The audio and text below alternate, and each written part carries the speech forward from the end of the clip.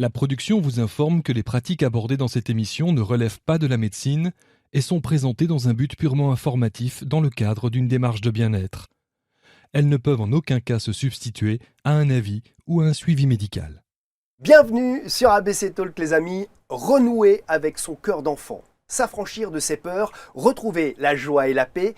D'après notre invité, le dialogue avec son enfant intérieur est la clé pour incarner sa toute-puissance d'être. Nous verrons dans cette émission les 4 facettes de l'enfant intérieur.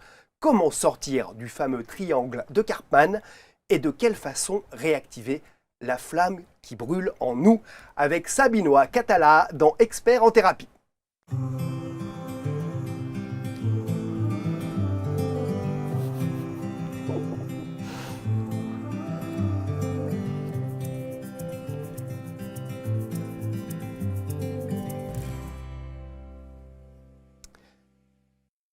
Sabinoa relie le corps, l'âme et l'esprit grâce à ses méthodes et connaissances sur l'enfant intérieur, cette partie de nous qui aimerait parfois avoir plus de place dans nos vies. Pour ce faire, nous pouvons passer par des nettoyages émotionnels, la résilience pour ceux qui ont vécu des difficultés de toutes sortes durant l'enfance, un accès à plus de conscience pour une pureté d'esprit retrouvé, guérir son enfant intérieur, c'est donc le programme que propose Sabinoa. Bonjour. Bonjour Thierry.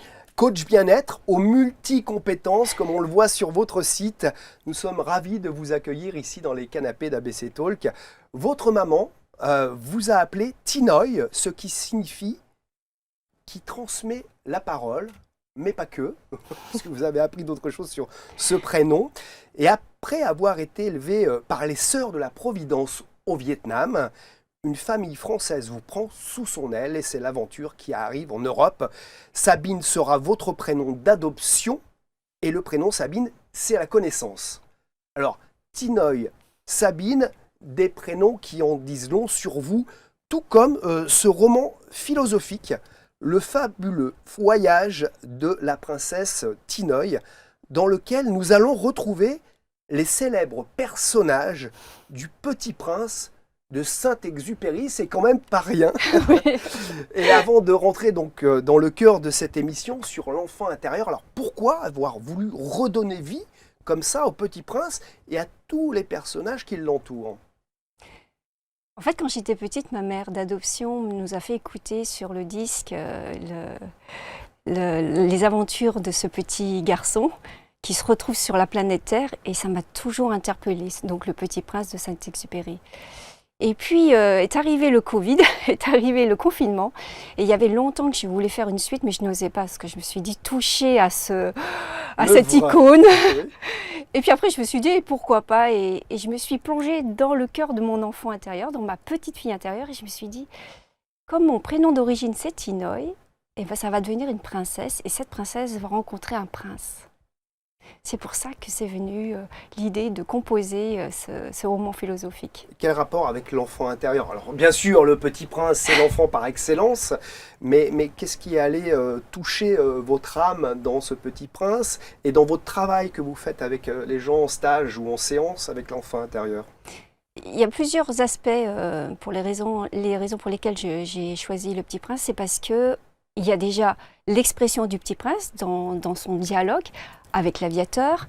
Il y a le fait aussi qu'il fait miroir à l'aviateur et il permet que l'aviateur comprenne comment il réagit vis-à-vis de cet enfant-là, parce que lui, il est le grand, il sait, alors que le Petit Prince lui offre des pistes de réflexion et réciproquement, le Petit Prince lui aussi s'offre des pistes de réflexion par rapport à la relation qu'il a avec sa rose. Oui. Donc, il y a une réciprocité de prise de conscience. Et c'est ça qui m'a donné envie d'aller creuser qu'est-ce qu'il y avait au fond du Petit Prince, quel était son parcours pour aller chercher cet amour qu'il a fui en allant sur la terre. Et donc on retrouve les personnages du Petit Prince, alors la rose, vous l'avez évoqué, le mouton, et bien d'autres. Le baobab, les volcans. Et grâce à cette reprise de ces personnages que vous nous proposez dans le fabuleux voyage de la princesse Tinoy, eh bien beaucoup d'enseignements sont délivrés Oui. par vous à travers ces personnages. J'ai noté quelques extraits de votre livre. Si seulement chacun d'entre nous pouvait entreprendre le voyage vers soi et apprendre à s'accueillir sans se juger. Alors on va en parler plus en détail plus tard, mais qu'est-ce que vous pouvez dire de cette citation qui est extrait de votre ouvrage? En fait, ça vient de moi, c'est-à-dire que ma problématique, c'est que je me jugeais violemment, vraiment durement. Et quand j'ai appris tout au long de mon chemin qu'il était bon d'être plutôt bienveillant, je me suis dit, mais c'est ça la révélation. C'est ça, ce chemin, ce voyage envers moi-même pour enfin éclore la flamme qui est en moi sans se juger tout le temps. Et quand on écoute les personnes, on se juge tout le temps. J'ai été nulle, j'ai été bête, etc., etc. Et je me dis, mais non, c'est ça la clé, la bienveillance, le non-jugement. J'ai lu dernièrement que le cerveau, il passait 70% de son temps à se remémorer ce qu'on avait fait avant et à imaginer des moments parfaits pour plus tard. Donc effectivement, on est toujours en train de regarder... Et jamais dans le moment présent. Et c'est ça le cœur, il est dans le moment présent. Et le cœur d'un enfant intérieur, le cœur de votre enfant intérieur est dans le moment présent. Et on l'oublie de l'écouter. Comme un enfant, effectivement, comme on dit souvent, qui joue, qui ne se pose pas de questions. Alors il pleure d'un seul coup parce que il est contrarié, mais 2 minutes plus tard, il y a le soleil qui se lève de nouveau. Alors une autre citation du livre. Justement, c'est une raison du jugement peut-être.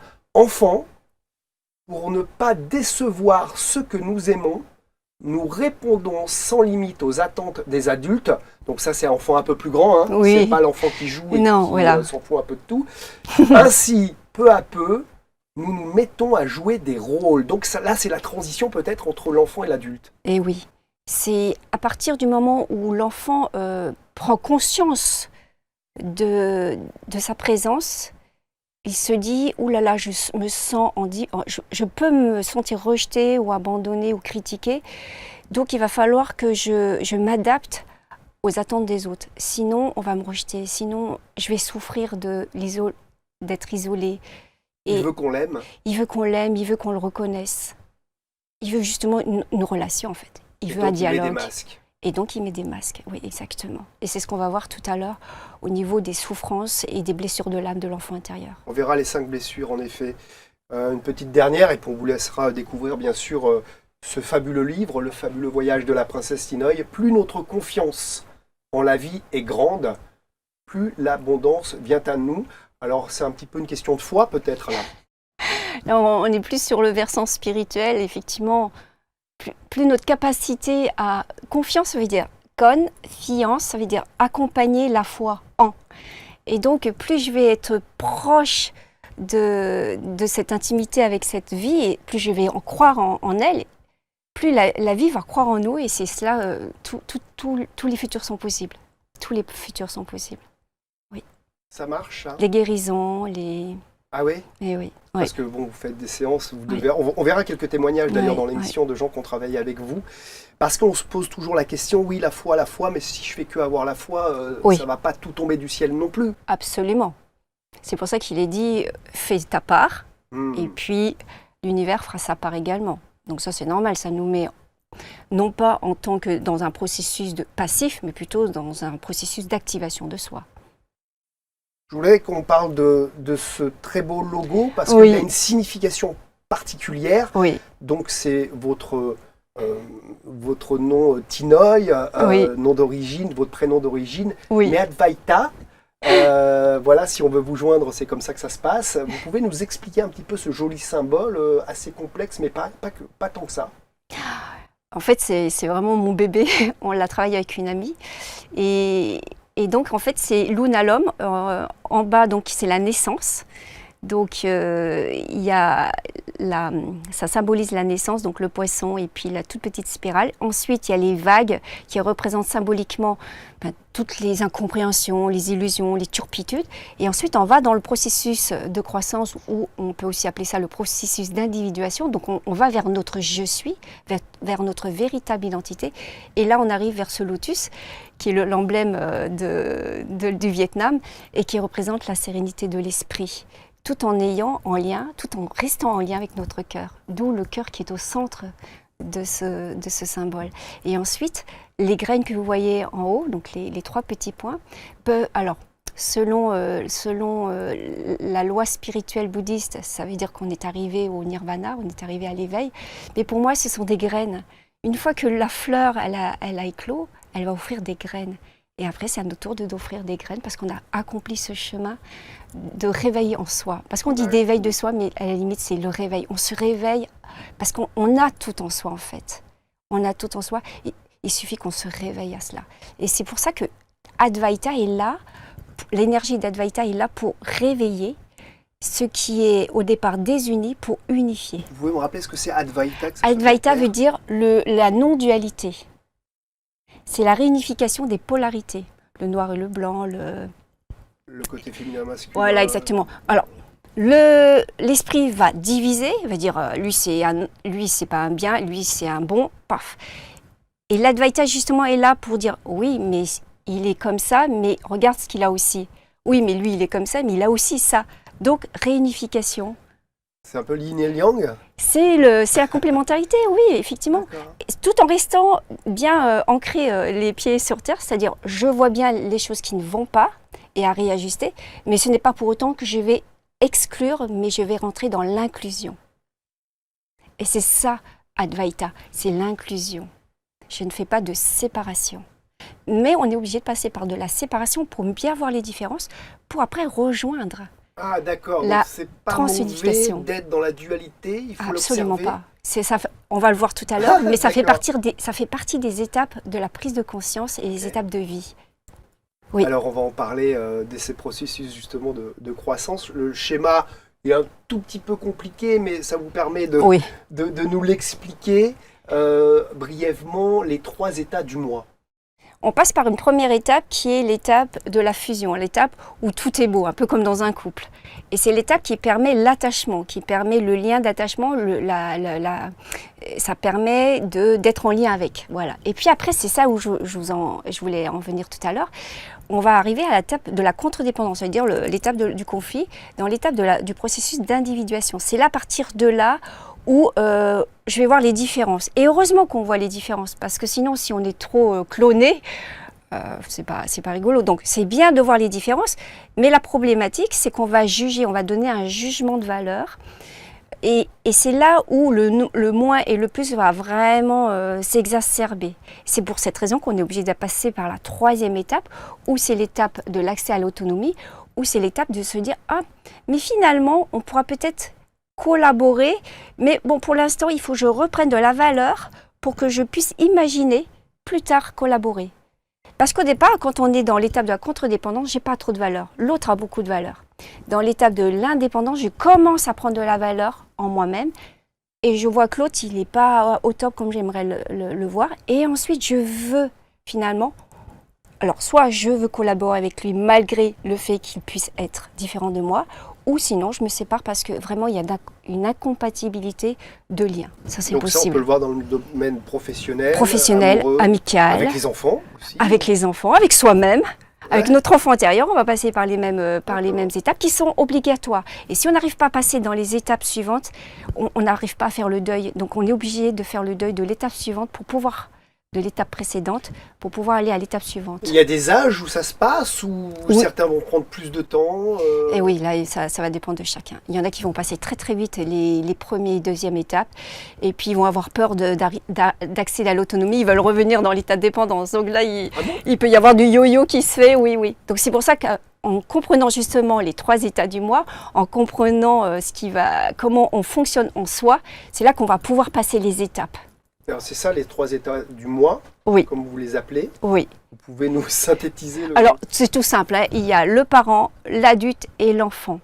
Et dans chaque cercle, il y a un parent, on va dire, positif ou bénéfice, voilà. Des bénéfices qui sont, par exemple, le parent normatif peut être un guide, le parent nourricier peut être bienveillant, mais par contre, on peut avoir le côté négatif où on peut être critique, ou persécuteur, ou sauveur et intrusif, donc dans le parent. Ensuite, dans l'adulte, on peut être mature ou immature. Donc c'est ça aussi c'est bien de connaître notre état et être, être dans le courage de s'accepter comme on est. Là, j'ai dû mettre plus, moins, mais c'est simplement pour exprimer les côtés un petit peu moins bien et les côtés un petit peu mieux. Et c'est bien d'être conscient de nos qualités et, entre guillemets, défauts. Oui, ou de là où faiblesse, on en est, ou limitatif. On peut être aussi limitatif. Et il y a la troisième partie, donc cet enfant intérieur, qui a 4 sous-parties. L'enfant rebelle, l'enfant adapté, l'enfant créateur et l'enfant libre. C'est-à-dire que l'enfant rebelle, c'est celui qui est le siège, c'est le siège de l'élan vital. C'est celui qui va dire je veux la justice, je veux vivre. C'est lui qui va donner l'audace de vivre. Donc il est important. Mais quand il va trop loin, il est anarchique, il fait un peu n'importe quoi. D'accord. Ah oui, il y a le côté positif de l'enfant rebelle. Excessif, on va dire. Et il peut devenir excessif. Voilà. Et là, ça pose problème. Pareil pour l'enfant adapté. Lorsque l'enfant adapté, c'est celui qui est bien dans ses cases, dans la protection, etc. Mais s'il est trop dans l'excès, il va être suradapté. Et là, on va retrouver les gens, par exemple, codépendants affectifs, les dépendants affectifs. Eux, ils sont trop dans la suradaptation parce qu'ils veulent être aimés. Ensuite, l'enfant créateur, et on parlait de l'autosabotage, il peut être créateur, mais aussi, s'il y a quelque chose qui est blessé en lui, il peut être autosaboteur. Sans le vouloir, bien sûr, c'est dans son inconscient. C'est là où on va aller chercher dans son inconscient quelle est la blessure qui le met dans ce processus d'autosabotage. L'autosabotage, parce qu'on a tous plus ou moins, ou quelques personnes sur 10 ont cette histoire d'autosabotage. Oui. C'est parce qu'on a une blessure qu'on s'auto-sabote? Oui. Alors déjà, on a une blessure, mais en plus... Mais c'est parce qu'on a une blessure qu'on s'auto-sabote. C'est parce qu'on a une croyance, c'est parce qu'on a une mémoire qui n'est pas encore désactivée, une mémoire transgénérationnelle qui n'est pas désactivée. Parfois, cette blessure ne nous appartient pas. Elle appartient à nos ancêtres.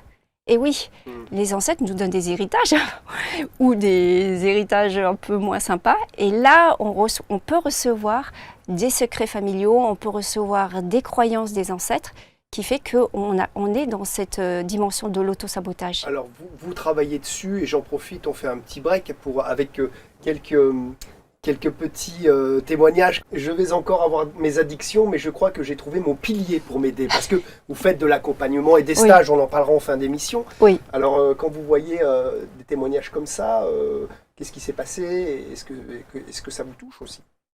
Ça me touche les gens qui sont addicts, qui sont dépendants, parce que j'ai entendu justement un témoignage d'une amie hier qui disait « mais j'ai pleuré pendant 1 semaine d'avoir ces addictions et je ne trouvais pas la porte pour pouvoir quitter ces addictions. » Et la porte, en fait, c'est d'aller vers cet enfant intérieur et de l'écouter dans ses blessures.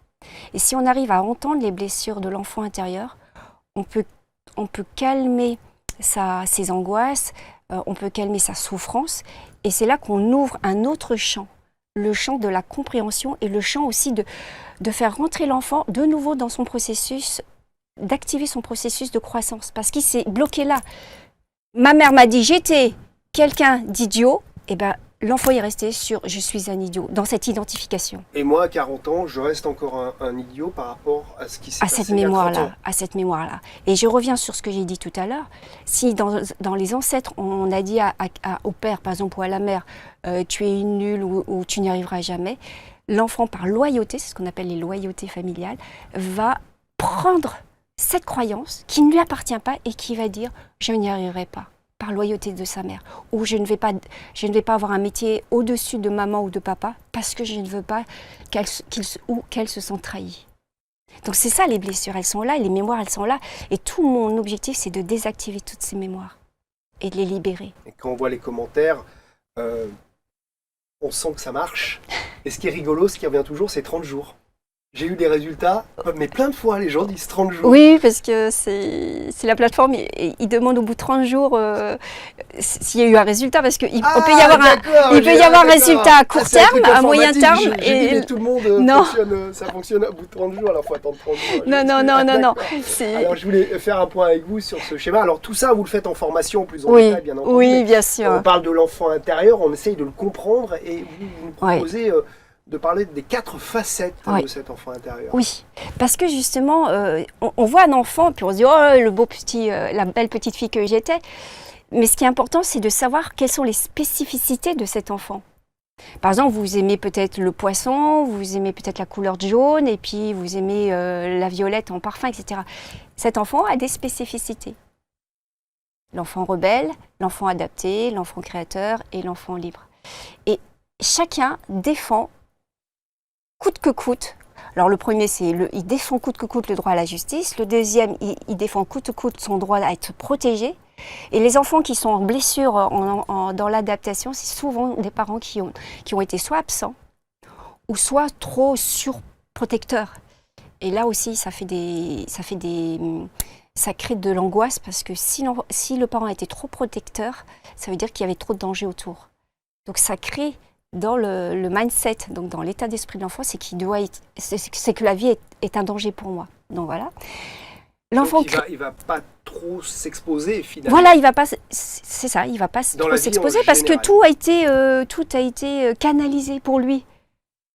Par exemple, pour moi, ma mère, elle avait tellement peur pour moi parce qu'elle avait perdu son enfant et c'est pour ça qu'on est venu en France.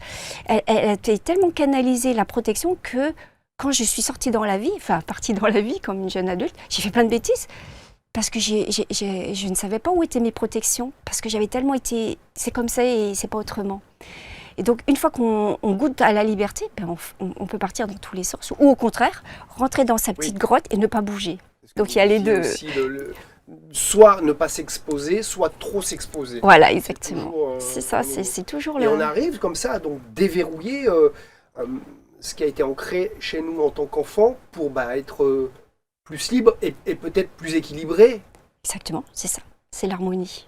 C'est trouver l'harmonie entre les deux. Parce que c'est bon d'être parfois suradapté dans certaines circonstances, mais attention à ne pas le laisser sur du long terme. Voilà, l'idée, ce n'est jamais d'opposer les choses, mais c'est plutôt d'unifier et d'équilibrer. Le vivant devient amour dans l'harmonie, en fait. Ah, c'est joli, ça. Oui, c'était mon logo, c'était mon slogan au départ. Et on peut devenir, je suppose aussi en fonction de ce qui s'est passé dans l'enfance, persécuteur, sauveur ou victime, c'est le fameux triangle de Karpman, le jeu des rôles toxiques, et on va voir qu'on peut en sortir. Alors, juste un petit point sur ce triangle, et juste après, on verra comment sortir de ce triangle si on pense faire partie, de temps en temps, d'un de ces personnages. Alors, de temps en temps, souvent. Souvent Oui, parce qu'en fait, en fonction du dialogue que l'on instaure entre soi-même et soi-même, si par exemple, je me critique, donc je suis persécutrice, si toujours je me dis non, tu devrais pas sortir de ta grotte, je suis trop sauveur. Et puis, si je suis tout le temps dans la plainte vis-à-vis de ce qui m'arrive, oh, c'est pauvre de moi, c'est toujours à cause Oui, c'est sûr, c'est normal, les tuiles, elles me tombent sur la tête parce que je suis née avec une mauvaise étoile. Donc, tout dépend comment je vais fonctionner à l'intérieur de moi, ça va faire reflet par rapport à mes relations extérieures. Donc ça, c'est très important finalement. Ce triangle, de bien prendre conscience qu'il est régi par la peur. J'ai peur de l'autre. J'ai peur de ce qui peut m'arriver. Et j'ai peur d'être qui je suis parce que le regard de l'autre, il va me cisailler, il va me mettre plus bas que Oui, je comprends. Et il y a une question qui me vient. On dit qu'on est tous liés. Donc, le regard de l'autre, si on est liés tous les deux, c'est mon regard de moi à travers vous. Oui, mais c'est pas pour autant que je dois prendre votre jugement de valeur. Je suis reliée avec vous, je suis reliée avec vos émotions, mais c'est pas pour autant que je m'identifie à votre émotion et à votre spécificité. Donc, je suis en lien, mais je ne peux être moi-même tout en restant en lien avec vous. D'accord. Et on peut sortir du triangle de Karpman. Oui, alors ça c'est un schéma que je me suis inventé. Comment ça marche? En fait, il faut se poser 4 questions. Et à ces 4 questions, il faut répondre oui. Si je ne suis pas dans le oui à ces 4 questions, je suis dans le triangle de Karpman. Il faut mettre les coches. Alors attention, il faut cocher. Est-ce que je suis dans mes compétences? Si j'aide quelqu'un, est-ce que je suis vraiment dans mes compétences? Quand quelqu'un a une fracture du bras, est-ce que je suis dans les compétences de remettre la fracture? Non, je ne suis pas parce que je ne suis que thérapeute de l'âme.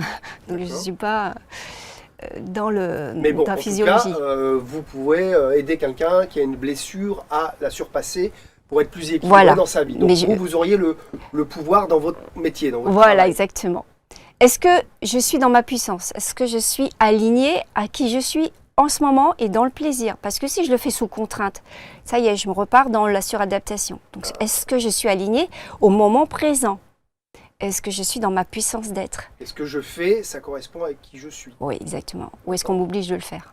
Ah, Attention. Hein. Et oui, on entend souvent des gens qui vont travailler pour gagner de l'argent. Voilà. Parce qu'il faut bien un salaire, Tout par à fait. exemple. Et Tout donc à fait. là, ils ne sont pas vraiment dans leur puissance parce que soit ils font un travail qu'ils aiment bien, et Oui. tant mieux, soit ils y vont parce que c'est juste pour le chèque. Oui, mais il y a aussi une possibilité que c'est transitoire. Bien sûr. Et qu'après, il y a quelque chose en nous qui fait « Et si tu allais vers autre chose ?» Ouais. Et là, c'est là que ça peut bouger dans D'accord. le processus de croissance, justement. Et est-ce que j'ai la permission de l'autre? Et là, ça évite d'être dans le sauvetage. C'est-à-dire que si l'autre m'a rien demandé, pourquoi je vais aller l'aider? Oui, des fois on est un peu sauveur, on veut sauver tout le monde. Enfin, certaines personnes Oui. sont comme ça. Alors, bien sûr, dans les cas d'accident de voiture, on ne va pas dire « Est-ce que vous me permettez que je vous sauve ?» Non, là, non.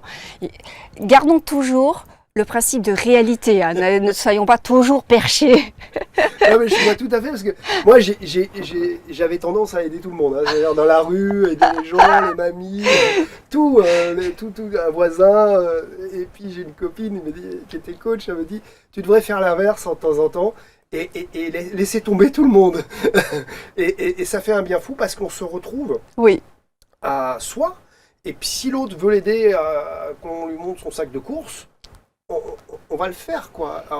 Mais on n'est pas obligé d'être toujours en proposition. c'est Parce ça. que c'est un besoin d'amour aussi. Quand on aide Ça- quelqu'un, c'est pour qu'ils nous disent merci. C'est pour qu'on un soit besoin de gentil. reconnaissance.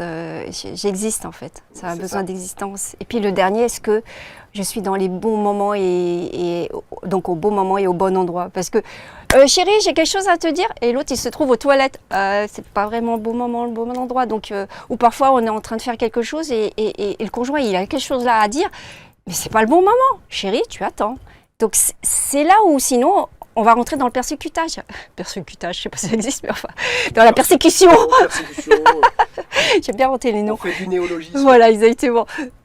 Mais je voulais tout parler, dada. Et voilà, voilà, victime, parce que l'autre n'a pas écouté. Donc c'est là, si on répond bien à ces questions, C'est bien, ben, voilà. Effectivement, pour ne pas être persécuteur, victime ou sauveteur ou ou sauveteur, on peut voir Voilà. si on respecte ça. Normalement, du coup, c'est bon. normalement c'est bon. Alors, ça doit être un exercice au début. C'est un exercice. Ah, mais oui. après, on doit s'y habituer. Oui, mais ça peut, comme quand on apprend à conduire. Oui. On doit apprendre à changer les vitesses, on doit regarder à droite et à gauche, on se dit mais je ne vais pas y arriver. Puis au fur et à mesure, ça devient en pilotage automatique. Comme un peu beaucoup de choses. Si on arrive à méditer sur les schémas et qu'ils deviennent vivants en nous, c'est pas des schémas pour des schémas, on s'en fiche, mais que ces schémas deviennent vivants, ça c'est complètement différent. Et que ce ne soit pas la tête, ça soit aussi avec le cœur. Si je me respecte dans le moment présent, je suis dans le cœur. Et là, je peux me poser mes 4 questions très vite fait. Est-ce que je suis dans le cœur là? Ou est-ce tout que je suis dans ma simplement. tête? Ça résume beaucoup de choses. Exactement. Quand on est dans le cœur. Être dans le cœur, c'est être là. Justement. Justement. Là, avec un joli cœur. Et justement, moi j'appelle ça le triangle de la réconciliation. Et on se pose 3 questions. Suis-je responsable? Suis-je bienveillant? Donc est-ce que je suis dans le jugement de moi-même et de l'autre? Et est-ce que je suis vraiment conscient de ce qui se passe? Ou est-ce que je me suis encore positionnée dans mes illusions? Donc là, c'est bien, c'est un switch entre. Oui. J'ai tendance à être victime. Là, je vais dire, allez, je suis responsable maintenant Carrément. de ma vie. Carrément. J'ai tendance à être un peu bourreau.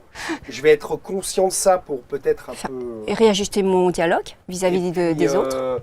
Si j'ai plutôt tendance à vouloir sauver tout le monde et aider tout le monde, je vais juste dire, je suis bienveillant. C'est déjà Mais pas je me mal. respecte. Je Mais- me respecte et je respecte l'autre. Et oui, je rentre pas dans son. Mais oui, oh le pauvre. Non. Et puis, ce que je voudrais dire par rapport au triangle de réconciliation, c'est un état d'esprit. C'est un état d'être. Et justement, la puissance d'être. Je suis dans ma puissance d'être quand je suis responsable, quand je suis conscient et quand je suis bienveillante. Alors, avant de passer aux 5 blessures, parce que on aime tous parler des 5 blessures, il y a cette phrase, parce qu'on est sur l'enfant intérieur, qui est notre enfant d'avant et notre enfant de maintenant, mais qu'on doit peut-être retrouver. Retrouver son cœur d'enfant, c'est aller vers la lumière intérieure et vibrer la joie au présent. Vous pouvez nous commenter une de vos phrases que je crois qu'on a eue en conversant tous les deux. J'aime beaucoup cette phrase parce que ça résume vraiment ma démarche, autant spirituelle que psychologique.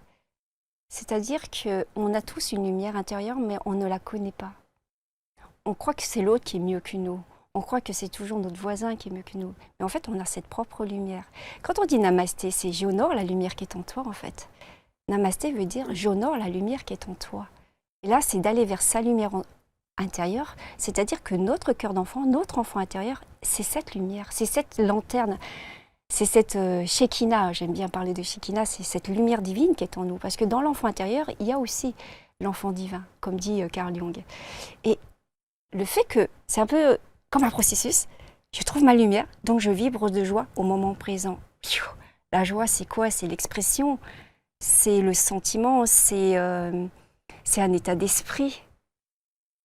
C'est une explosion arc-en-ciel, je dirais. C'est la capacité d'espérance qui est illimitée.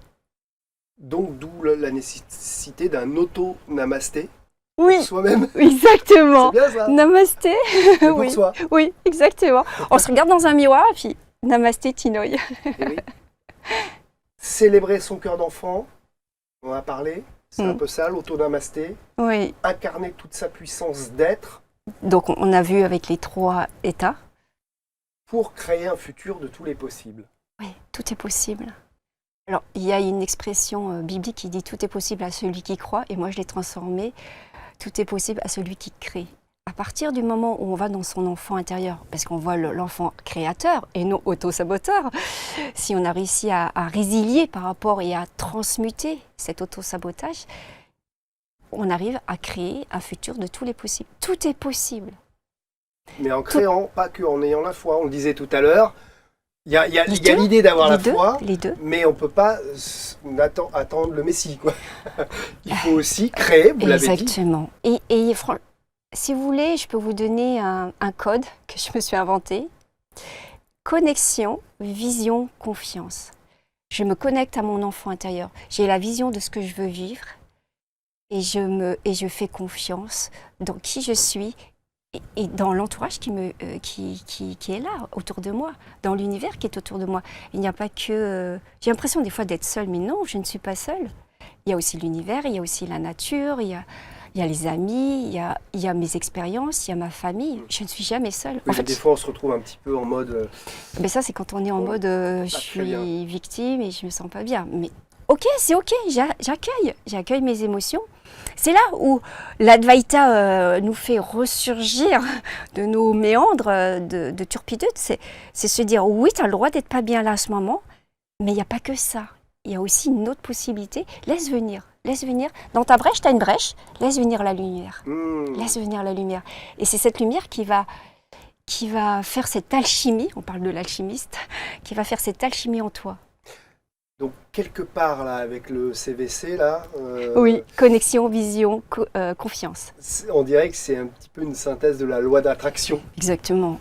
Donc, vous avez dit Connexion. Je me connecte à qui? Est-ce que je me connecte à mon côté ronchonneur ou à mes mémoires ancestrales qui ne sont pas forcément les meilleures? Ou est-ce que je me connecte à cette flamme intérieure, à cet enfant intérieur? À qui je me connecte finalement? C'est une question à se poser. Et qu'est-ce que je veux vivre? Est-ce que je veux vivre le malheur ou est-ce que je veux vivre le bonheur? À la bonne heure. À la bonne heure.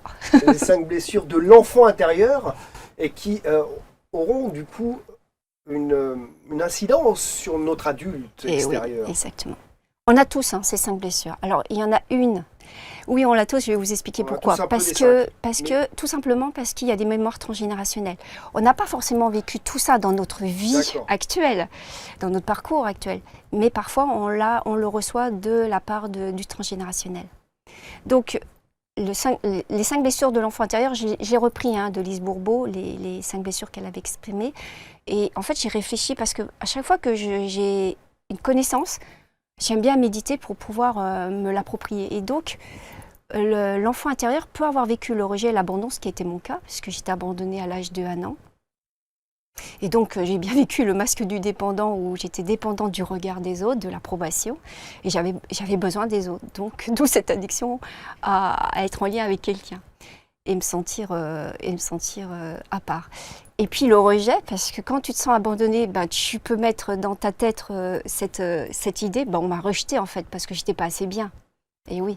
Donc j'avais aussi, je ne vaux rien. Donc l'estime de moi-même était très basse. Je n'osais même pas me regarder dans un miroir. Je n'osais surtout pas m'écouter. Alors qu'aujourd'hui, je fais de la radio. Mais j'avais une haine de moi terrible. Mais elle était inconsciente et consciente. C'est vrai, j'étais en train de me dire, vous êtes passé de Ah oui, l'ombre à la lumière. carrément. Donc ça a dû te demander forcément Ah oui, un gros travail sur ah vous. oui, énorme. J'avais Comment la vous avez fait? phobie. Donc aujourd'hui vous aidez les gens, mais qui vous a aidé? Vous vous êtes aidé tout seul? Comment Non, ça a non, marché? non, non, ça a marché par des synchronicités, ça a marché parce que j'ai fait des belles rencontres, ça a marché aussi parce que j'ai connecté, alors je parle de ma croyance spirituelle, où j'ai connecté avec comment dire, avec l'univers, avec le Christ, hein, je dois le dire le mot, et où j'ai vraiment senti cet amour inconditionnel. J'étais une affamée d'amour, et en fait, par le fait que j'ai rencontré cette énergie-là, ça a complètement bouleversé. J'en parle dans mon livre, à un moment donné, comment j'ai fait cette rencontre, cette expérience, on va dire. Et donc, ensuite, on a la trahison. La trahison, c'est quand on a fait confiance en quelqu'un et puis, boum, il nous a planté un coup de couteau dans le dos. Donc, ça peut être les parents, ça peut être le conjoint, ça peut être nos enfants, ça peut être nous-mêmes envers nous-mêmes. Donc, je ne peux pas faire confiance. On va rester là-dedans, je ne peux pas faire confiance. Donc, je vais rester dans ma muraille et on va élargir. Maintenant, et si je pouvais faire confiance? Et si je pouvais être digne? Et si je pouvais me voir digne? Si j'étais humiliée, par exemple, quand on me parle mal, quand on m'a humiliée, je l'ai vécu dans mes relations intimes, l'humiliation, l'injustice, etc. Et à chaque fois, il y a un masque qui se met, il y a un rôle qui se met, et c'est le déjouer, ce masque. Ça ne veut pas dire pour autant qu'il ne devait pas être là à ce moment-là, parce qu'il nous a fait comprendre comment on fonctionnait, et peut-être aussi c'était un masque de protection. Exactement. Et puis on se dit, est-ce que cette protection, elle est toujours favorable pour moi? Est-ce qu'elle est toujours favorable, cette protection? Est-ce que je pourrais passer à autre chose comme protection? Et est-ce que vraiment je suis encore en danger? Parce que finalement, est-ce que je suis en danger quand je suis avec moi-même et que je suis en paix avec moi-même? Et en fait, on veut nous faire croire qu'on est toujours en danger. La peur des virus, la peur de l'autre, la peur de l'étranger, la peur de tout, blablabla. Mais en fait, finalement, je peux être sereine à partir du moment où je suis bienveillante avec moi-même, où je suis consciente de ce qui se passe sans pour autant être trop perchée, et lorsque je suis responsable de mes actes et des conséquences que ça impose en moi et sur les autres. Là, je ne suis plus en danger à ce moment-là. Je ne suis plus en danger. L'autre peut effectivement faire mal à mon corps, mais il ne peut pas voler mon âme, ni mon esprit. Comme dirait Florent Pagny. Oui. Vous n'aurez pas ma liberté de penser. Exactement. Sabine Oa Catala. Alors, Sabine, c'est juste votre prénom ou c'est Sabine Oa votre prénom? C'est juste, hein, c'est le dîner de con. C'est Sabine Oa. Alors ça, c'est une autre histoire de prénom, mais je vous invite à découvrir, bien sûr, le fabuleux voyage de la princesse Tinoï pour découvrir un peu plus votre vie et votre histoire. En fait, je me suis fabriqué mon prénom parce qu'il y avait tellement de prénoms. Donc le premier était Tinoï, le deuxième a été Huinhua parce que la sœur Marie-Marthe, qui était la co-directrice de l'orphelinat, a préféré Huinhua, qui veut dire la fleur qui s'épanouit dans les ténèbres. Et donc je me suis dit, bon, Huinhua c'est trop long, et donc j'ai raccourci, je fais Sabinoa. Ça, c'est ma nouvelle identité. C'est compliqué, surtout chez les Asiatiques, il y a souvent plusieurs prénoms. C'est surtout des prénoms qui ont une signification très, très forte. Par exemple, Tinoï, ça s'écrit de deux façons différentes. La première, ça veut dire celle qui parle, et puis il y a Tinoï. Alors Tinoï et Tinoï qui veut dire ça vient du cœur. Donc en faisant la synthèse des deux, c'est transmettre la parole et ça vient du cœur. Et ça vient du cœur. Et on le sent et on le voit dans vos yeux. Et d'ailleurs, on le voit aussi, on passe un autre commentaire parce qu'il y en a des vraiment magnifiques. Par exemple, celui-là, Sabine a changé ma vie. C'est pas rien. J'ai vécu mes plus grandes peurs, dont une phobie récalcitrante qui me causait des crises de panique. Elle m'a aidé à prendre conscience de ma force et de ma résilience. Je ne pourrai jamais assez la remercier. Alors, qu'est-ce que vous avez fait avec cette personne pour qu'elle vous écrive ce commentaire-là? Alors, c'était une jeune fille qui est venue me voir. Et effectivement, elle avait donc une phobie très, très forte. Et je lui ai fait prendre conscience de qui elle est. Je lui ai fait prendre conscience que malgré, parce qu'elle a vraiment un passé très lourd, malgré tout ce qu'elle avait vécu, elle n'était pas ça. Et je lui ai fait prendre conscience que, déjà, donc là, cette fois-ci, cette distanciation Donc la différenciation, se dire non, tu n'es pas ça. Donc ça c'est bon. C'est pas je reste unifiée à ce que j'ai vécu. Donc je me distancie de ça. Et ensuite je prends conscience de ma puissance. Parce que tu es vivante devant moi là. Alors effectivement tu as des difficultés, mais tu es toujours vivante. Donc tu as réussi à quand même à dépasser. Donc on va juste aller chercher tes blessures. Et là on va juste faire un processus de pardon par rapport à toutes ces blessures que tu as vécues. Donc c'est quoi un processus de pardon? C'est se libérer du poison que l'autre nous a mis en nous. C'est se libérer, c'est se faire un cadeau en soi. Malgré le fait qu'on ait pris une douche froide, qu'on nous ait coupé l'herbe sur le pied ou qu'on nous ait planté un couteau dans le dos, il y a toujours moyen de remonter la pente. Oui, oui, toujours. Si justement on va vers cet enfant intérieur, c'est la porte. Pourquoi l'enfant intérieur, pourquoi c'est pas nous-mêmes? Parce que l'enfant intérieur, c'est une partie de nous et qu'on a tendance à mettre à la cave. Et c'est celui-là qui se fait le plus blesser parce qu'il est fragile, un enfant, on pourrait dire ça? Mais ça veut dire que la blessure, elle va directement là. Les blessures du cœur, c'est les blessures de l'enfant intérieur. Sauf qu'on ne dit pas que c'est l'enfant intérieur. Le cœur égale. C'est pour ça que je dis le cœur d'enfant, parce que je trouve que ça résume bien. C'est le cœur. La notion du cœur est tellement importante. On parlera de vos stages juste après. Et on dit sur ce commentaire, puissant stage où j'ai pu enlever une mémoire d'étranglement. Donc on parlait de mémoire tout à l'heure, entre autres transgénérationnelle. Donc vous arrivez aussi à déconnecter un petit peu ou à pacifier peut-être des choses qui se sont passées pas forcément dans notre vie à nous.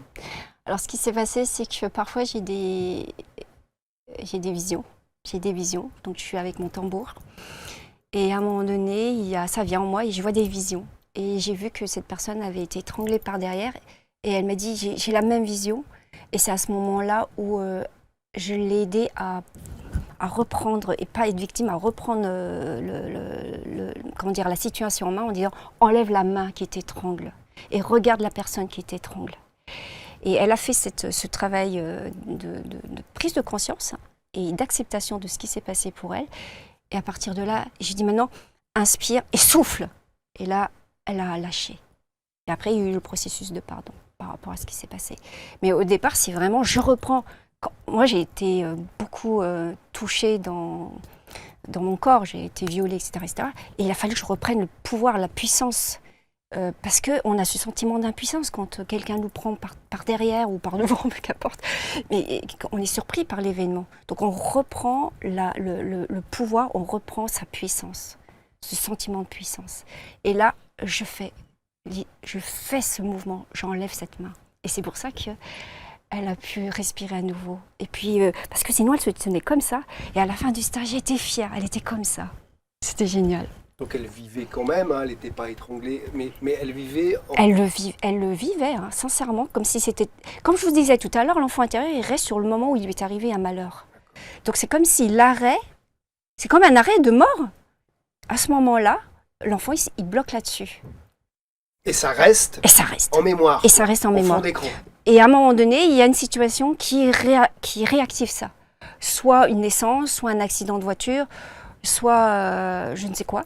Et quand ça réactive, eh ben, on a des sensations, mais on se dit, qu'est-ce qui se passe? Par exemple, bref, il y a quelqu'un qui m'a étranglée, et un an après, j'avais des marques de ses mains sur mon cou. Physique.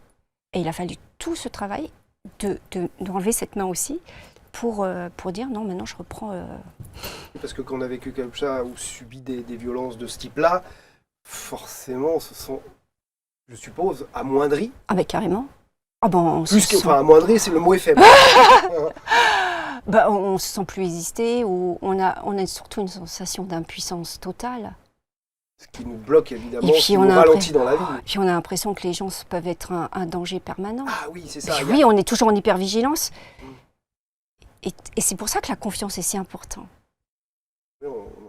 Et la confiance, pour nourrir cette confiance, c'est d'être connecté à la source de l'amour inconditionnel. Si on n'est pas connecté à cette source, moi je ne dis pas les mots parce qu'après, je ne veux pas emmener les gens dans une croyance plus... C'est leur croyance, mais je dis la source de l'amour inconditionnel. Si on n'est pas connecté à cette source, c'est difficile quand même, j'avoue. C'est difficile. Oui, d'accord, Sabine Noah, mais alors, c'est sympa hein, d'être connecté à la source, mais pratiquement, de façon technique, enfin, sur ces canapés, il y a plein de gens qui nous font faire des choses, qui nous expliquent, mais comment vous vous diriez comment ça marche pour se connecter à la source?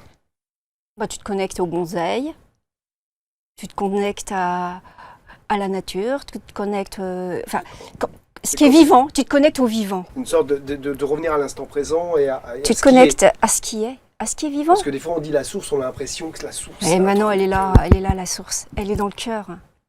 Mais pour les gens qui sont très matérialistes, qui n'ont pas vraiment encore cette notion de subtil, des mondes subtils, tout simplement, je me connecte à ce que j'aime, à ce que j'ai vécu.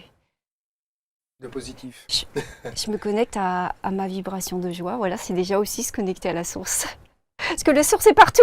Elle est dans mon corps, elle est partout. Elle est en vous, elle est en moi. Bon, merci pour cette petite explication, parce que des fois on a l'impression Oui, que c'est vrai. c'est un truc comme ça, qui est Mais tout non. là-haut, inaccessible. Mais non, justement, elle est tellement là. Elle est tellement là. Elle est juste là. Des informations sur vos stages. Vous proposez chez Tinoy Advaita 3 programmes. Oui. Et c'est des programmes assez conséquents en termes de temps, mais ça, les détails, Oui. C'est sur votre site. Vous pouvez juste nous faire un petit point sur ce qu'est le programme Arawak, Phoenix et Shikana. Shekina. Oui. Shikina.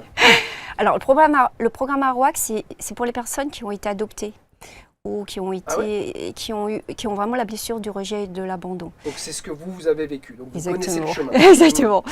Et c'est le programme de l'ancrage. C'est vraiment le programme pour aller vers notre enfant intérieur, bien le connaître. C'est un niveau 1, je dirais. C'est le niveau 1 de l'enfant intérieur. C'est permettre de connaître l'arbre généalogique, qu'est-ce qui s'est passé, et aussi s'ancrer avec l'arbre généalogique des parents d'adoption et des parents d'origine. Parce que souvent, quand on a été adopté, on élimine l'arbre généalogique d'origine, parce qu'on se dit, ils nous ont abandonnés, donc ils n'existent plus. Alors qu'il y a du transgénérationnel. Oh là là là là, oui. D'autant qu'il est en plus d'une autre... oui. D'un territoire parfois lointain. Exactement, donc, avec exactement. Et c'est ce que je souffrais de migraines récurrentes très fortes. Hein. Et j'ai été aidée par une amie.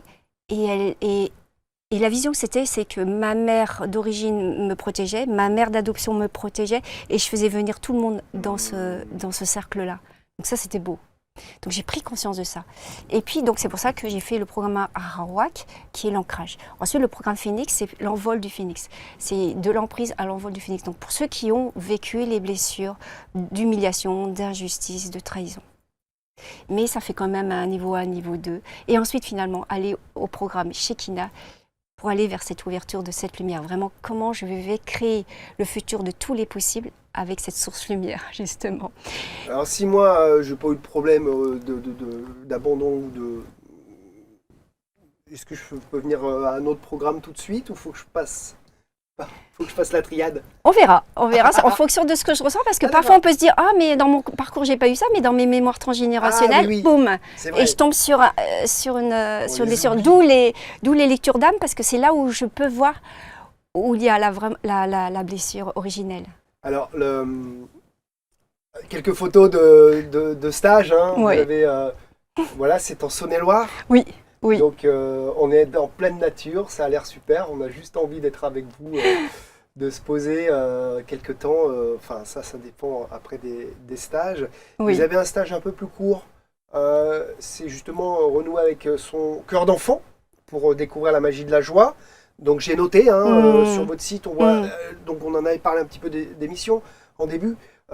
Gérer les addictions, gérer la dépendance affective, mieux se connaître, s'ancrer dans cette vie, c'est important. Oui.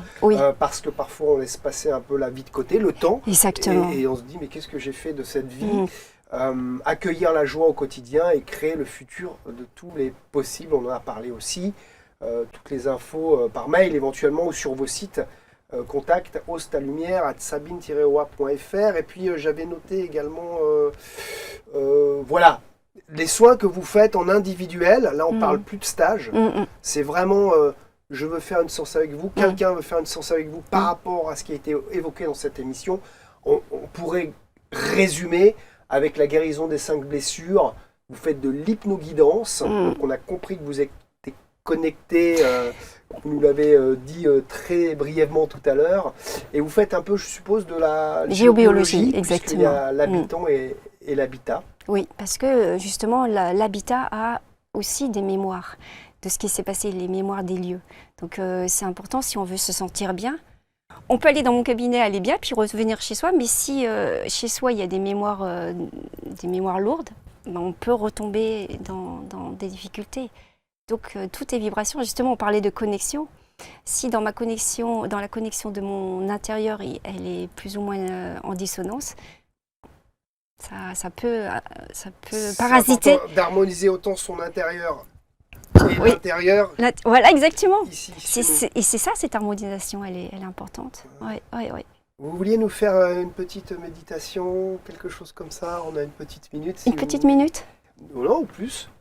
Ce qu'on va dire, c'est que vous faites comme vous voulez, puisque après on passera le générique et puis on se dira au revoir. Mais si vous voulez, on peut rester une demi-heure. Moi, je me mets là. Non, Ils vont s'endormir à la technique après. Mon salut Mo et Marc, bien sûr, qui sont derrière les caméras. Alors, je vous propose effectivement une petite méditation. Elle sera courte. Alors, vous allez entendre un message de lumière parce que je me laisse guider par ce qui doit être dit au moment présent. D'accord, donc c'est une méditation dans l'objectif de peut-être avoir un message pour tout le monde là.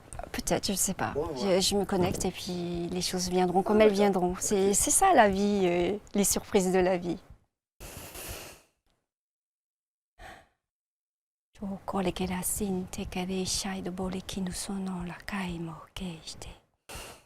Alors je vous propose d'inspirer et d'expirer profondément et en conscience.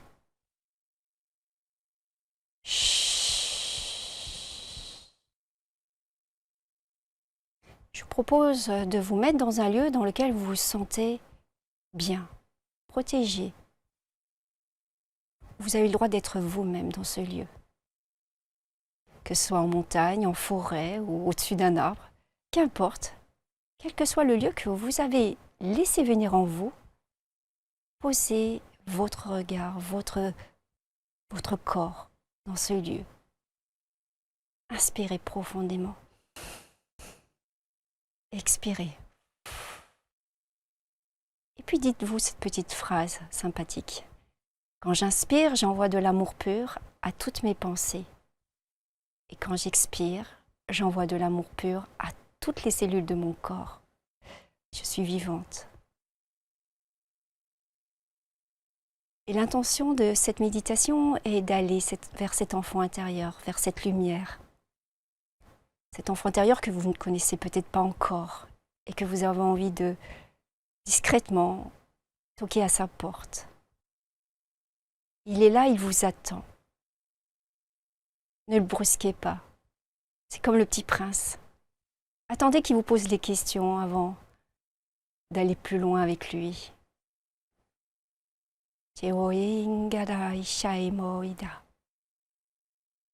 Attendez les messages qu'il peut vous offrir.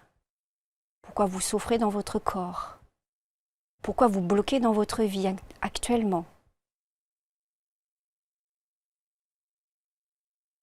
Écoutez le silence, le battement de votre cœur. Vivez l'instant présent avec votre respiration.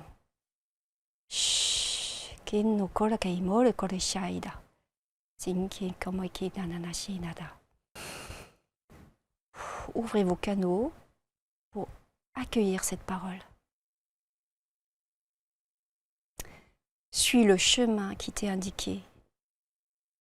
Suis le chemin qui t'est indiqué et cesse de revoir le passé comme un présent. Suis le chemin qui t'est indiqué et cesse de faire de ton passé ton identité. Avance dans cette lumière que je veux t'offrir. Accueille la joie dans ton cœur. Accueille la joie dans ton cœur.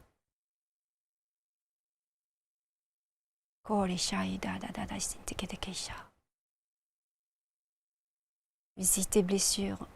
N'aie crainte d'aucune de tes blessures. Elles sont là pour que tu ouvres une porte vers ta liberté. Pour une meilleure compréhension de ton chemin de vie.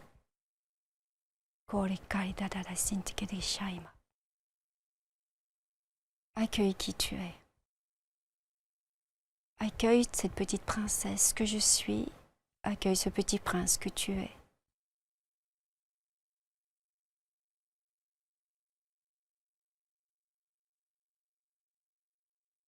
Et fais la paix.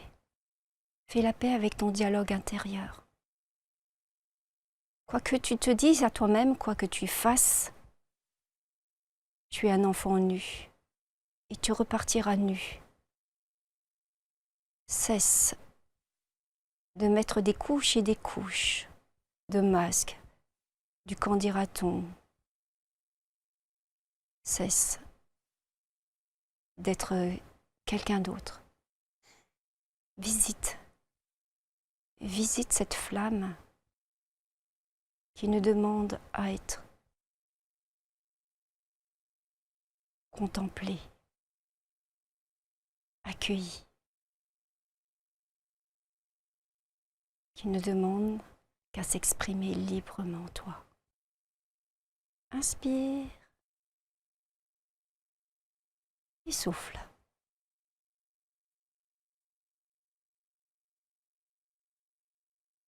Laisse-toi pénétrer par ce logo, Tinoy Advaita, ce chemin spirituel qui t'est proposé. Laisse-toi juste mener par la main, comme un enfant qui découvre un nouveau chemin qui lui est proposé, un voyage initiatique, où il pourra laisser derrière lui, comme le petit chaperon rouge, ces petits cailloux, le petit pousset. C'est fini le loup qui va manger le chaperon rouge, c'est fini. Maintenant, tu peux te retrouver dans les bras de cette source lumière, qui est tout proche de toi. En fait, tu cherches loin, là-haut, dans les arbres, dans le ciel, mais il est là, dans ton cœur. Et il te demande d'être juste vivant, c'est tout. Et pas croire que tu dois être ceci ou cela. Sois vivant et apprécie qui tu es. Voilà, tout simplement le message d'aujourd'hui. Alors je vous propose tout simplement de remercier, d'être dans ce chemin de la gratitude et de dire merci. Merci à mon corps, à ce précieux corps qui exprime ses émotions, qui exprime en fait mon enfant intérieur. Être là, dans le moment présent, dans cette situation, en ayant ce recul comme un observateur qui se regarde et qui s'auto-évalue, mais avec le rire. Et puis, entrer aussi dans cette douceur, dans ce lien intime avec ta part divine, ta part enfantine.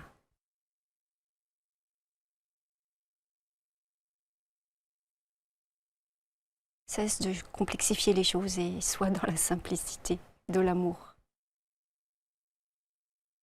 Voilà.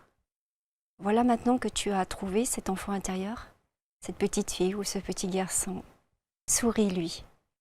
Dis-lui quand tu es heureux d'être en sa présence, que tu as envie de danser avec lui, chanter et rire.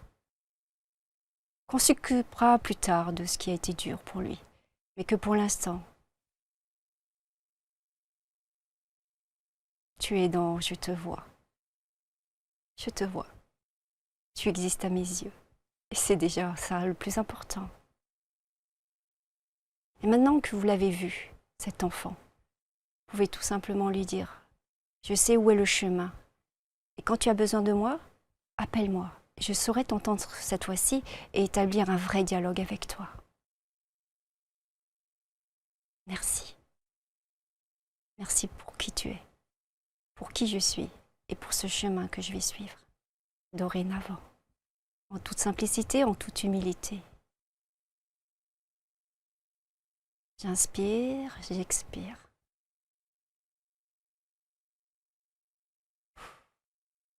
Je remonte tranquillement dans l'ici et maintenant, en sachant que j'ai un trésor, un diamant, tout au fond de mon cœur.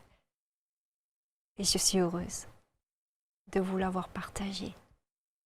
Et tranquillement, vous pouvez vous étirer et ouvrir les yeux quand il sera bon de le faire pour vous. Merci de votre écoute et de votre participation.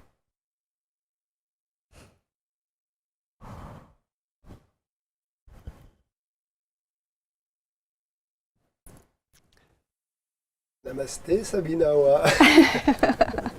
On est très heureux de vous avoir proposé cette méditation. Merci, j'espère que ça a fait sens pour ceux qui nous écoutent.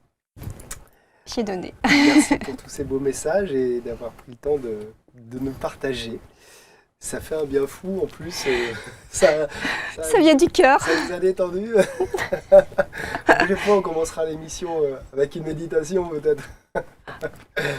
Je crois qu'il n'y a plus grand chose à rajouter. Non, je crois pas. Alors je refais un petit point sur ce bouquin, Le fabuleux voyage de la princesse Tinoï, pour en savoir plus sur l'histoire de Sabina Awa, notre invitée, mais également sur vous-même. Et puis vous retrouverez, là c'est un coup de chapeau quand même, hein, parce que vous l'aviez fait sans vraiment avoir... bon, on retrouve, c'est pas le Petit Prince 2, mais quand même... Oui, et il est traduit en vietnamien et en chinois. Et il est traduit en vietnamien et en chinois. J'ai 2 amis qui me l'ont traduit dans leur langue. C'est super. Et c'est génial. Bah oui, c'est un beau cadeau. Carrément. Merci beaucoup Sabina Awa Katala d'être venue nous voir. N'hésitez pas à rentrer en contact avec elle pour des stages, pour des soins individuels.